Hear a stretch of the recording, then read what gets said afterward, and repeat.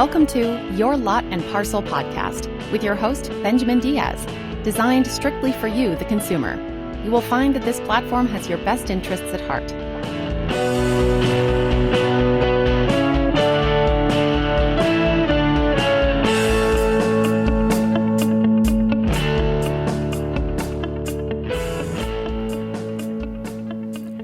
Welcome to Your Lot and Parcel.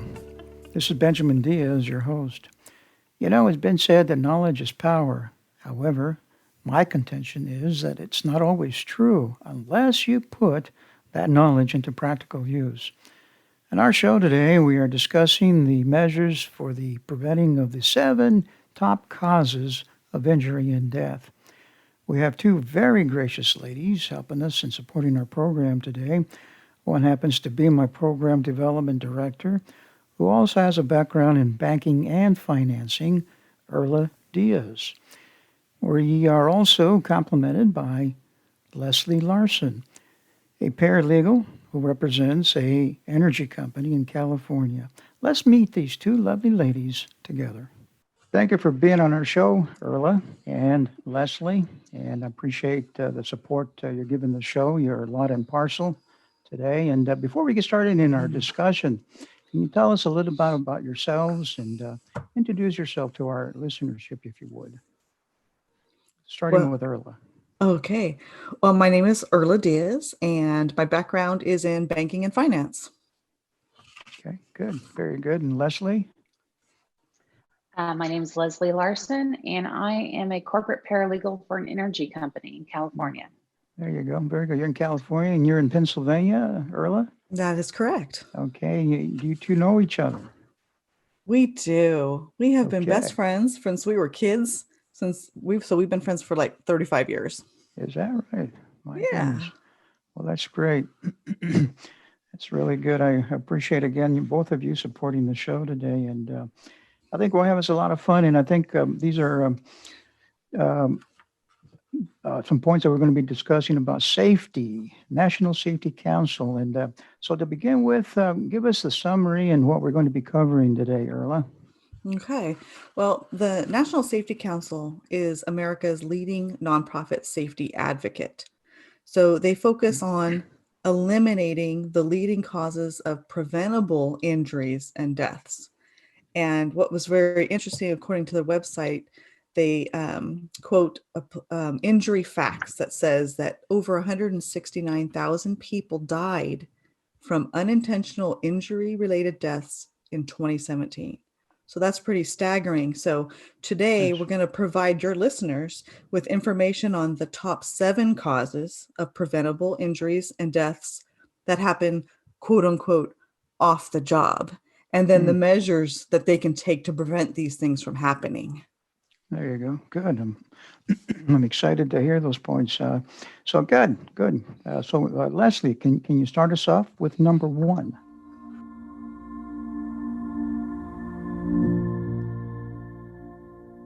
Sure, Ben, thanks. The number 1 is poisoning. In fact, in 2011, poisonings overtook motor vehicle crashes for the first time as the leading cause of unintentional injury-related death for all ages combined. That was astonishing to me.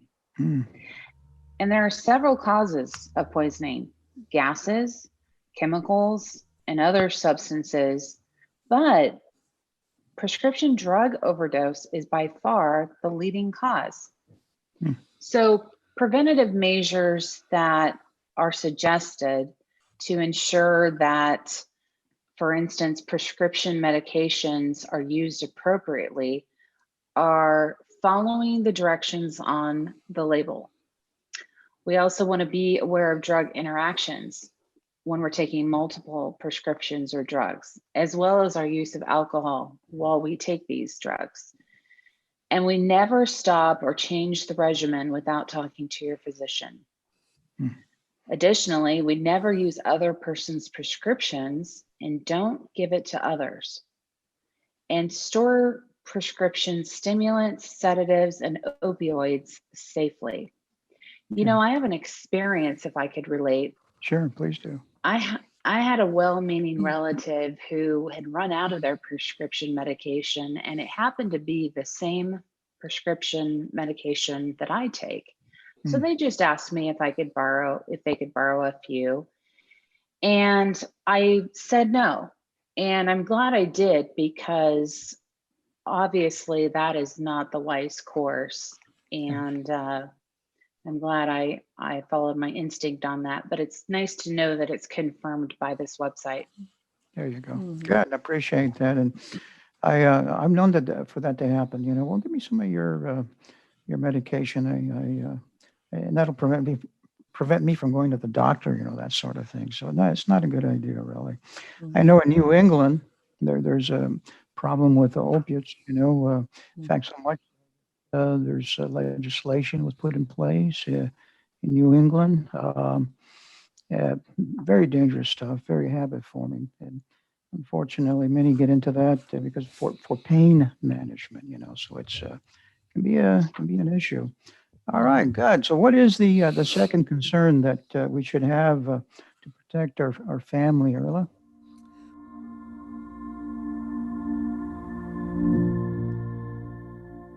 Well, the number two cause of unintentional injuries and deaths is motor vehicle crashes. And none of us wake up in the morning thinking we're going to lose a loved one in a car crash, or we're not, or maybe, us ourselves die in a car crash. So it's good if we can get ahead of the causes, and then we're all going to be better off. And some of the causes of these crashes are impaired driving, distracted driving, speeding, and then, of course, inexperience. And all of those things, they can cut someone's life short just in the blink of an eye. Yeah. And that reminds me, the distracted driving part reminds me of the time I signed up a teenage relative of mine for a driver safety class that was given by the California Highway Patrol. And at those classes, they show a series of instructional videos called Red Asphalt.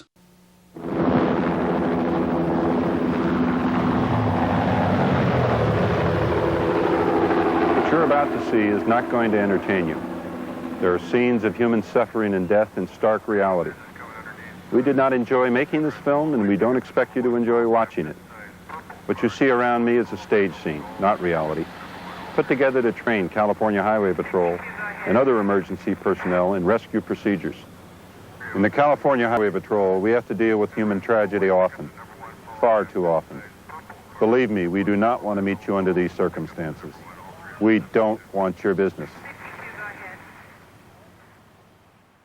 A lot of us maybe even saw this when we were back in high school, and they're really well known for their depictions of fatal car accidents. It makes an impression on people. But one of the things that also struck me that the police officer said was, when we're driving, we should not be talking on the phone, texting, eating, or drinking. Why? Because driving is already a multitasking endeavor, and we don't need to be adding anything else to it. So I thought that those are really good words to live by for all of us. But in addition to not talking and texting and eating and drinking, we need to make sure that we never drive under the influence of drugs and alcohol. We Yes. don't speed, because that'll increase our chances of an accident. And then have our young people take a driver safety course and make sure they, understand that they should take the direction of their parents and other more experienced drivers that know what they're doing. Absolutely. When you indicated some of those points about eating and driving, I couldn't help but think about a good friend of mine. He driving along, one hand on the steering wheel, and what is he holding in the other hand? He's eating a hamburger. So he goes through this intersection, and somebody ran a red light, and he had to slam his brakes, and I mean, he almost lost control. Oh. And I asked him, hey, did you drop that hamburger? He said no. Oh, of course not. So the whole point is, number one, I'd like to know where he bought that hamburger. Yeah. And number two is anymore now, they want you to have both hands, not only not any more in the 10 and 2 on the Mhm. steering wheel, but 9 and 3. And that's because many of the vehicles that are coming out, they have small steering wheels. So Mm. anymore now, it's 9 and 3. So both hands on the steering wheel. And like you said, no eating at all while Yeah. driving. Mm. Very good. So, of course, our listenership may be astonished to know what the third cause of injury and death is. So, Leslie, can you help us with that?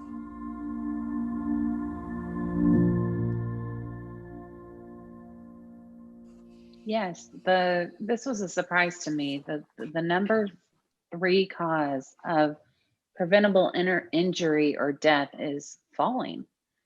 And in 2017, 36,338, so almost 40,000 people died in falls, according to Injury Facts. Yeah. And that was just shocking to me, that the falls are the third leading cause of unintentional injury related death.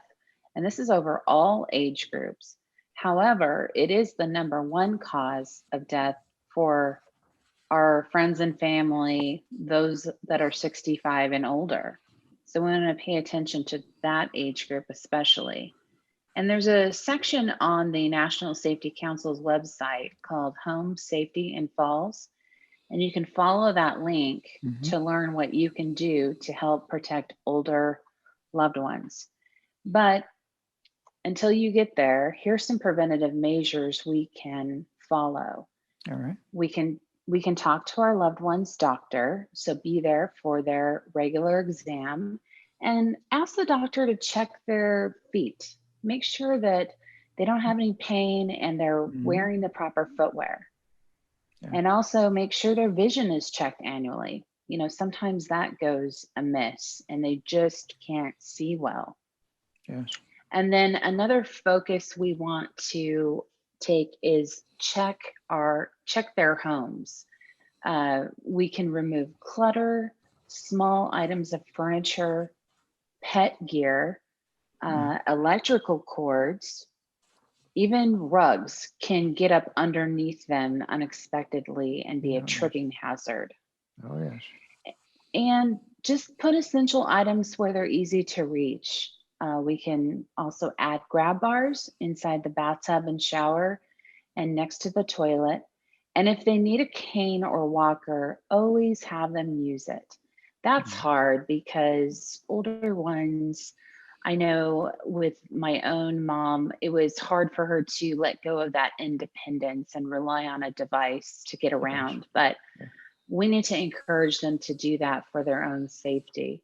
Absolutely. And Ben, I was thinking not just the elderly have this issue, but all age groups need to keep their eyes on path. We can be walking, running, jogging in our own neighborhoods, and we always need to have our head on a swivel, but we also need to watch where we're going. So we need to constantly think of that saying, keep your eyes on path. And that's just an awareness, I think, that we all, no matter how old we are, need to remember. Yes, good. Those are great points. I really appreciate. So I think it all boils down is good balance. Try to maintain good balance and to be aware of that. So those are good points, Leslie. Appreciate that. All right. So as we move along here, the fourth has proven to be very precarious within the home. Please tell us about that, Erla.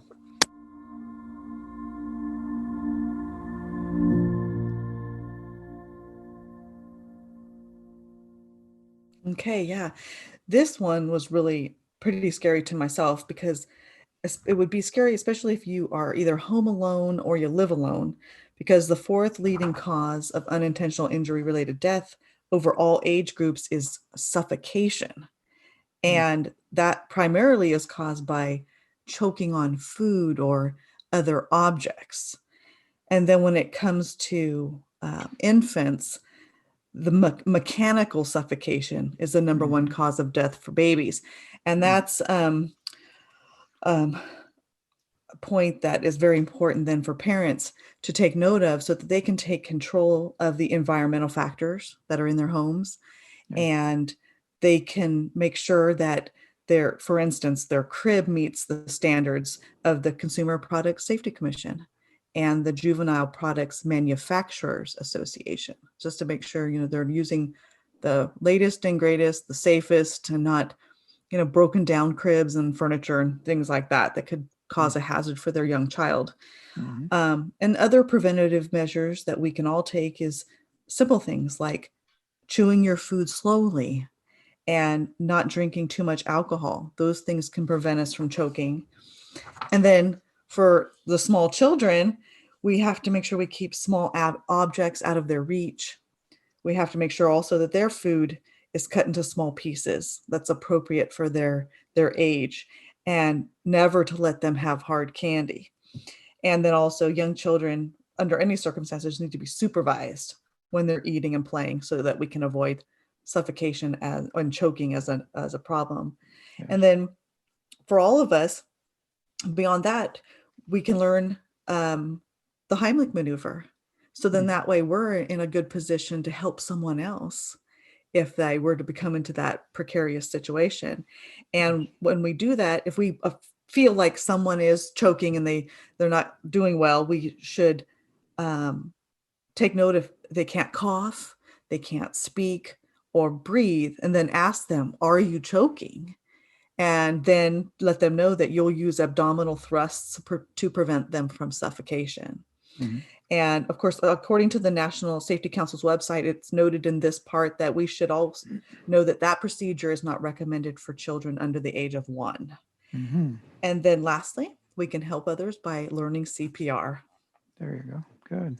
I like that last suggestion too. CPR.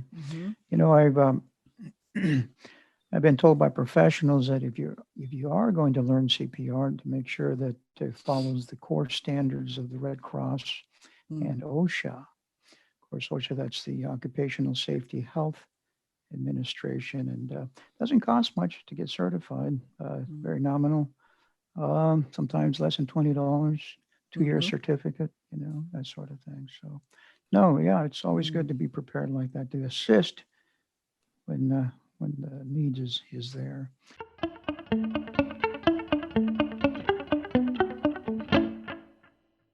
If you have just tuned in, we are having a conversation with EARLA DIAZ, my Program Development Director, and Leslie LARSON, a paralegal from California, and we are discussing the 7 top causes of injury and death and how to prevent them. All right, so when we speak in terms of the earth being covered 70% by water, that in itself gives us an intimation of what our next situation might be. And Leslie, can you tell us what that is?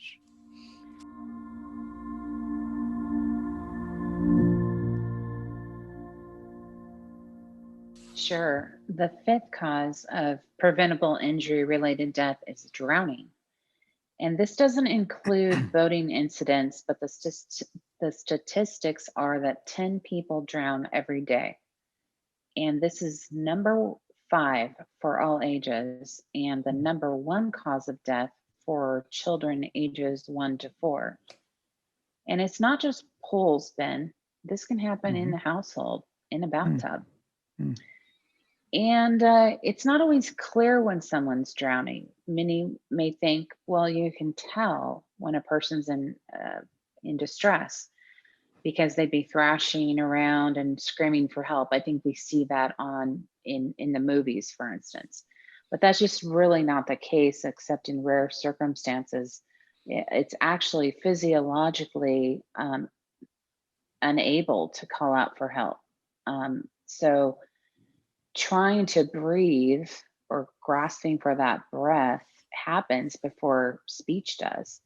And if they're not above the surface of the water long enough to exhale and inhale and call out for help. So on the National Safety Council's website, you can find a list of what to really look for if someone is drowning. And that's a good idea, especially when we're in recreational activities that involve water. Preventative measures we can take are to not go in the water unless we know how to swim. That's like number one, right? Absolutely. Pretty nonsensical. Yes. Also, if you don't know how to swim, take a lesson, and also teach your kids. Have your kids enroll in lessons too. Never swim by yourself. Make sure the body of water you're in matches your skill level.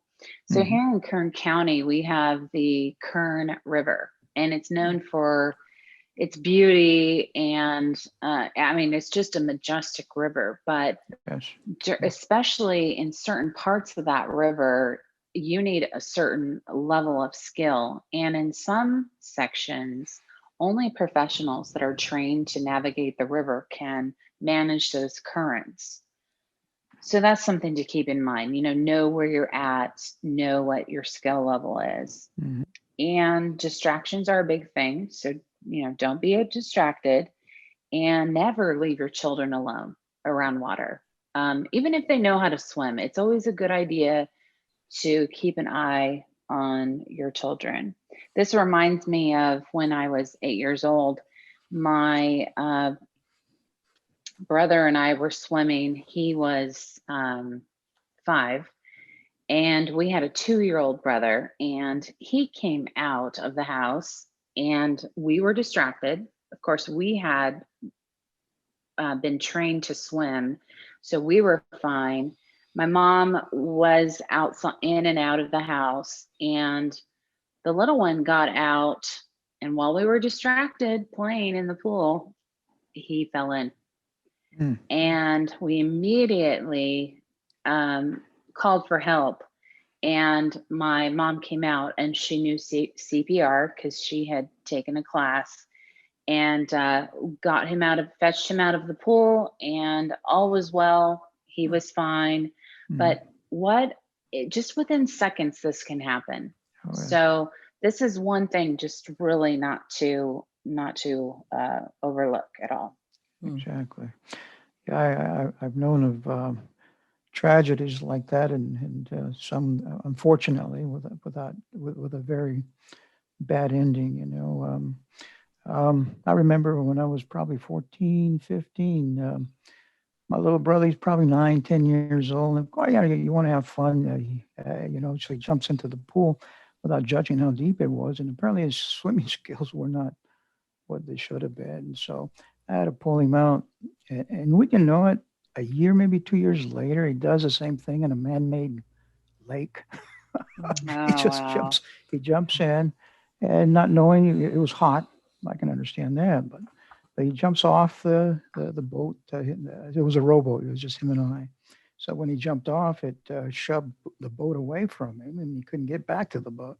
So here I go again. So it's he, of course, he finally grew up, moved to Texas, thank goodness, and I know I'm being facetious, but please, swimming lessons are essential. It cannot be overly emphasized. Never swim alone, as you indicated there, Leslie. So that was great. Appreciate that anecdote as well. All right, the 6th is often unexpected. EARLA, can you help us with that?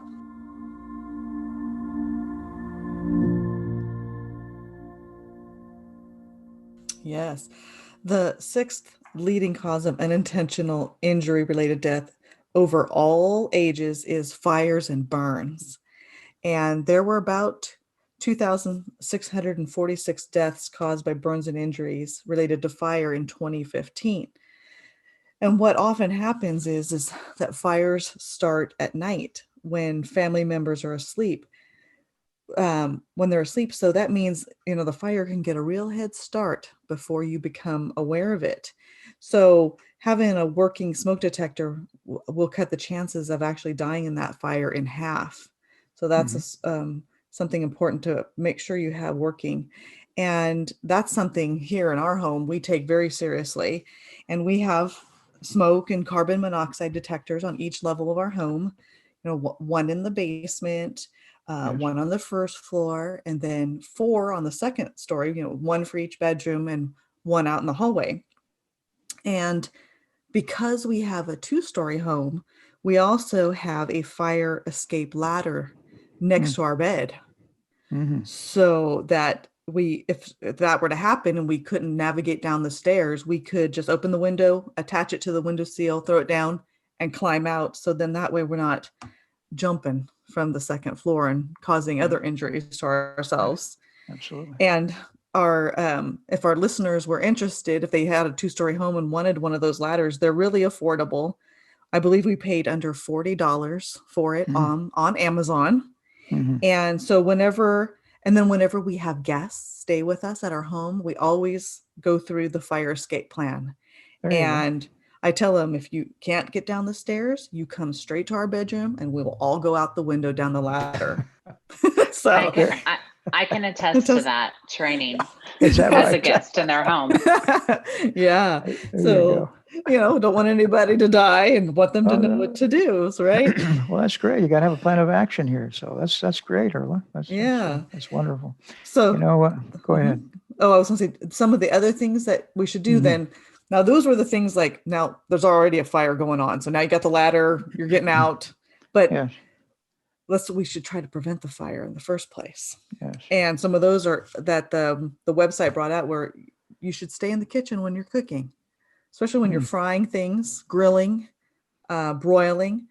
Don't step away, because there was, here where we live in Pennsylvania, one time I was driving and I saw this house on fire. And there's always houses on fire, it seems like, around here, but I noticed it. I'm like, oh my goodness, that's terrible. Well, then that night on the news, they reported about this house fire and said the reason their house went up in flames, and I mean, it went all the way up in flames. Somebody walked away from making a grilled cheese sandwich. Oh my. Yeah. So it can get away from you real quick. And then even we should keep things away from the stove that can catch fire, like kitchen towels and pot holders. And another thing that seems here back east, that's a big problem, is people leaving portable heaters and fireplaces unattended. Or unattended, and then draperies too close, or fabrics and furniture and things like that. And then we should, as a family, we need to make an escape plan. Plan 2 ways to escape from every room. Make sure that all the doors and windows leading outside open easily, so we're not caught off guard when there actually is an emergency. And then we need to practice that escape plan. So then when we're woken up in the middle of the night, boom, we can go into action and get out. And then we need to review that at least once a year. And another thing we can have, it brought out, was have a fire extinguisher and know how to use it. So you could try, if it's possible, you could try to get it out before it becomes a problem. Yes. Very good. All right. So those are good practical suggestions. So that's great. And of course, you'll find all this too on the website there. And of course, I live in California, and so does Leslie. And currently, right now, California is on fire. I mean, there was a report today, I believe 4 million acres have gone up in smoke. And I was talking to someone 2 days ago, even from Texas, you can see the smoke coming in from Texas. So it's a bad situation here, and particularly up in Northern California, in the premier wine country, Napa Valley. How are you doing, Leslie, with the fires in California? Well, it's just like you said, it's penetrating almost every community and city. The air quality here has gone from poor, unhealthy, to even some days it's in the hazardous range. Yes, it So is. really hard. It's wreaking havoc on all of our allergies, of course, and it kind of limits how much you can be outside, which is unfortunate, because the weather's starting to cool down and it's starting to be a little more conducive to those outdoor walks, but not with the smoke in the air. No, it's not good. And of course, what causing those fires is another discussion, but something we got to deal with currently. But no matter where we live, where we reside in the country, we are all subject to different elements. And so can you help us with that, Leslie, what the seventh and last situation might be?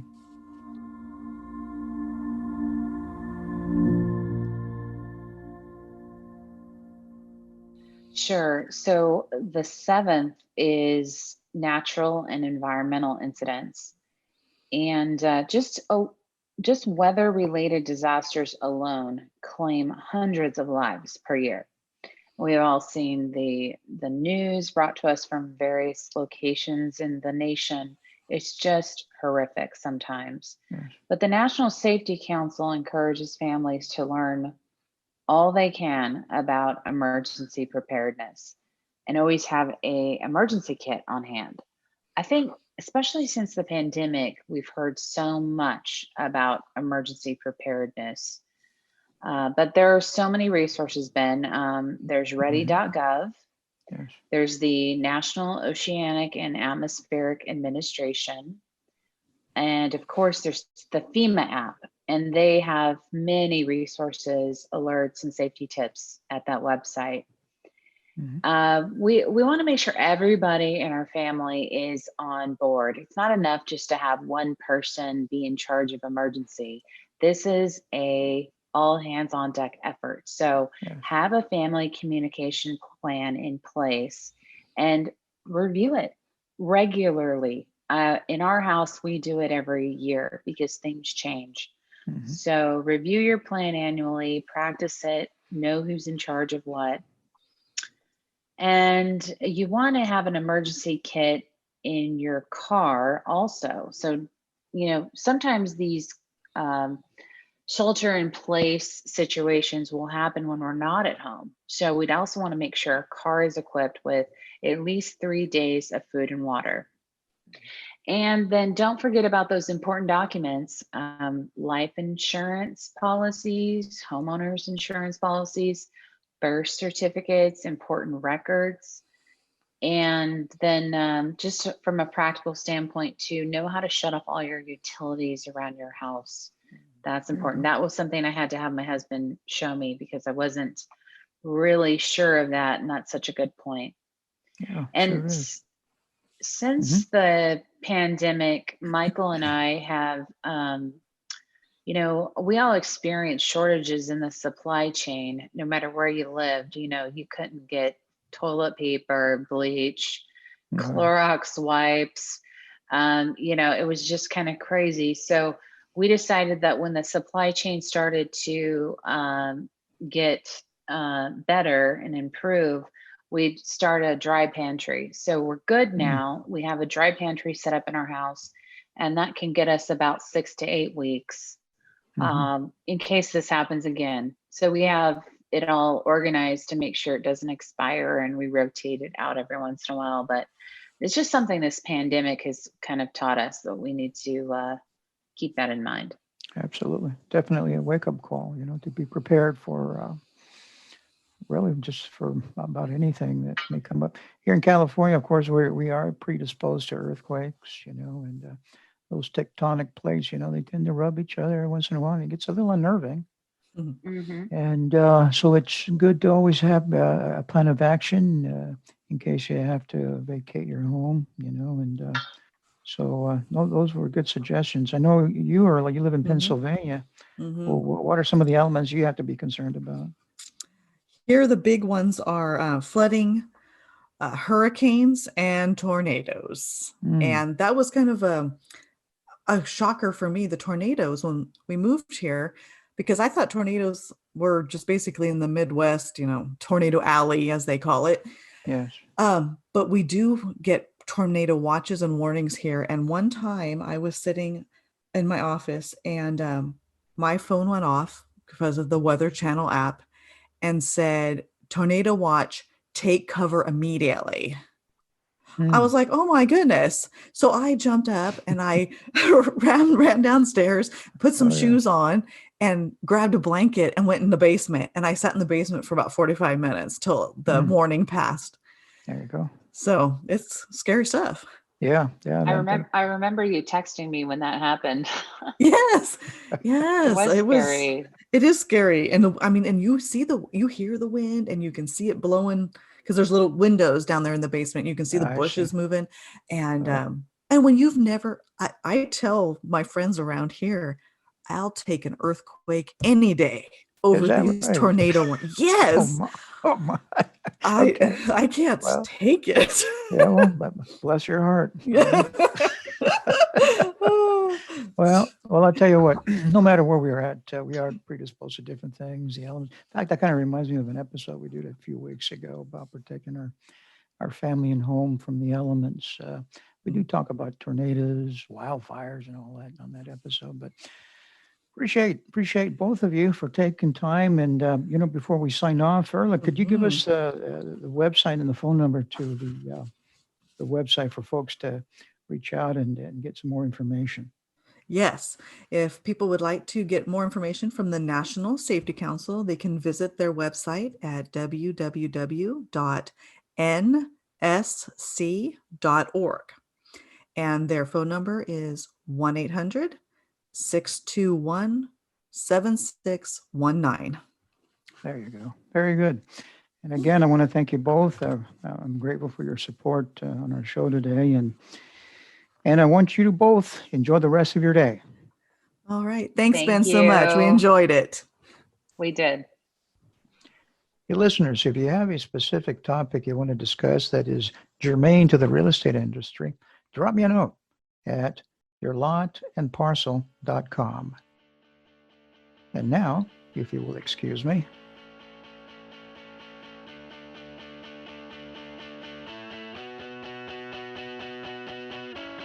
This program has been produced by Isaac Diaz with music by Echo Foxtone. All the opinions expressed in this podcast are opinions only and should not be relied on. For more information, please visit the website yourlotandparcel.com.